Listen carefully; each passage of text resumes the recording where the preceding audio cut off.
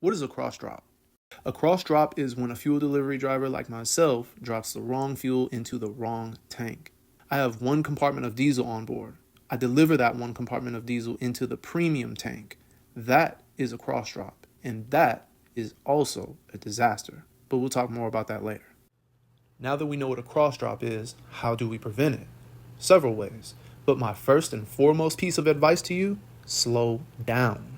More often than not, cross drops are the result of rushing. And trust me, I understand what it is to get caught up in the hustle. The problem, though, is that if you keep having these cross drops, there won't be any hustle. So take it easy and take your time. Then you'll be familiar with this next step. Set one cone on the diesel tank.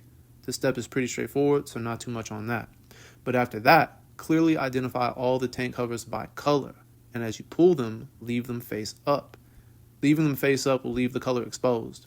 If you keep the colored cover right next to the tank facing up, it's a pretty good reminder of which tank it is. Red is premium, white is regular, yellow is diesel, and so on and so forth. And that'll bring me to my next and final point, and that is only taking the caps off of the compartments that you are actively unloading. Let me explain. Let's say you have a load of gasoline and you have 4 compartments regular and 1 compartment premium.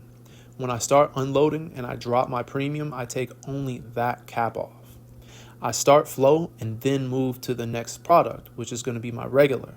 I take that cap off and I start the flow of that compartment. The premium will finish before the regular. So for that reason, I leave all the other caps on in the event that if I somehow get distracted, I don't end up subconsciously moving the hose that I was using for the premium compartment to one of the other regular compartments. The only time I take all my caps off at once is when I have one product I'm unloading. And even then, I still take off one cap, start that compartment, double check the other compartments to make sure they're all the same product, and then I drop the rest of my caps.